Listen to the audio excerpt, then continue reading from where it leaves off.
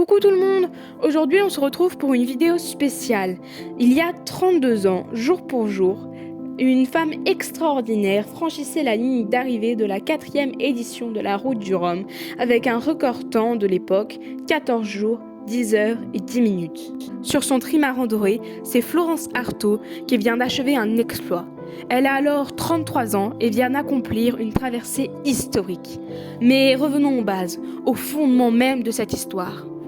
Cette histoire, elle commence le 28 octobre 1957, à Boulogne-Billancourt, où Florence pousse ses premiers cris. Elle commence à naviguer très rapidement avec son frère et son père, le célèbre éditeur Jacques Artaud. Mais victime d'un grave accident de voiture, elle se retrouve dans le coma et est paralysée alors qu'elle a seulement 17 ans. Mais il en faut beaucoup plus pour arrêter Florence Artaud, puisqu'après une longue convalescence, la voilà qui se lance sur sa première traversée de l'Atlantique avec Jean-Claude Parissis à seulement 18 ans. Quelques années plus tard, alors âgée de 21 ans, elle participe à sa première Route du Rhum. Enfin, sa première à elle, mais aussi à la première édition de la course. Elle s'élance donc et finit 11e avec Expérimental, son multicoque de l'époque. Elle enchaîne les courses jusqu'en 1986, où elle dispute sa 3e Route du Rhum. Elle arrivera toujours en 11e position, mais le cœur lourd. C'est en fait elle qui retrouva le catamaran de Loïc Caradec sans Loïc.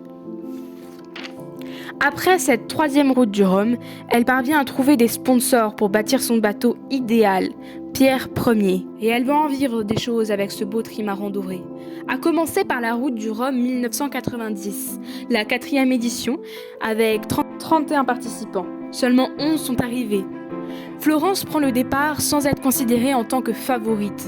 Et cette traversée s'annonce difficile, avec avarie sur avarie, puis finalement la perte d'électricité à bord à partir des Açores. Florence ne sait pas où elle en est sur le classement, et à bord, c'est vraiment de plus en plus compliqué.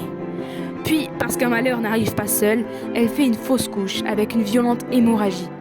Elle est seule au milieu de l'Atlantique, sans électronique, sans communication. Elle vient de faire une fausse couche sanglante, et les conditions météo ne sont pas géniales. Elle pense sérieusement déclencher la balise de détresse, mais non. Le vent faiblit et Florence, plus forte que jamais, se relève dans toute sa grandeur pour faire face à la situation et arriver entière à Pointe-à-Pitre. Elle répare un de ses pilotes, s'aide de la mer et des nuages pour mieux choisir sa trajectoire. Et puis un jour, à proximité de la Guadeloupe, un journaliste lui apprend qu'elle est première.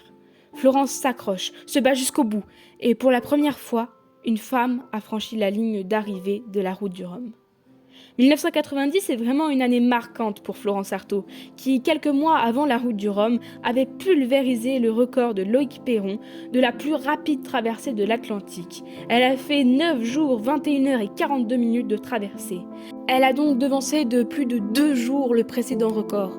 Depuis, elle enchaîne les courses, en solitaire, à deux, avec des marins comme Luc Poupon, Philippe Poupon, Jean Le Cam, Alexa Barrier et bien d'autres. En 2010, pour fêter les 20 ans de sa victoire de la Route du Rhum, elle avait voulu participer, mais le bateau qu'elle convoitait lui a été refusé pour favoriser un homme, qui d'ailleurs a abandonné. Dégoûtée, Florence n'a plus jamais participé à une course au large. Un an plus tard, le 29 octobre 2011, alors qu'elle navigue seule, de nuit, au large du Cap Corse, elle tombe à l'eau. Par chance, Florence était équipée d'un téléphone étanche. Elle a donc pu appeler sa mère, qui a elle-même appelé le frère de Florence. Le secours la retrouve 3h20 plus tard, grâce à la localisation de son téléphone. Elle est consciente, mais en hypothermie. Une histoire qu'elle raconte dans son livre « Cette nuit, la mer est noire ». J'aurais aimé pouvoir vous raconter la suite de ses aventures.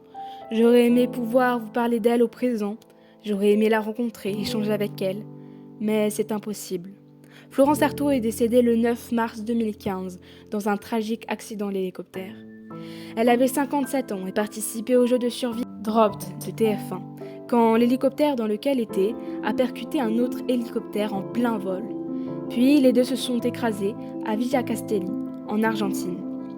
Ça a causé la mort de 11 personnes, dont Florence. Mais Florence Artaud restera à jamais dans nos cœurs, et nous continuerons à raconter son histoire, de génération en génération. Philippe Poupon dit d'elle C'est une femme qui s'est mesurée aux hommes dans un monde d'hommes. Et en faisant ça, Florence a ouvert les portes de ce monde d'hommes aux femmes. Ouais, ça c'est sûr. Florence était, est et restera à jamais une pionnière dans le monde de la voile. À titre personnel, je ne connaissais pas Florence de son vivant. Je découvre seulement maintenant tous les exploits qu'elle a fait, la femme qu'elle était et ce qu'elle laisse derrière elle comme héritage. Et honnêtement, j'ai envie de lui dire merci. Merci Florence, parce que la femme que je découvre petit à petit me donne envie d'avancer dans mes rêves, de croquer la vie à pleines dents et de me battre toujours pour ce que je suis et ce que je veux être. Voilà pour cette vidéo en hommage à la petite fiancée de l'Atlantique, la femme extraordinaire qu'était Florence Artaud.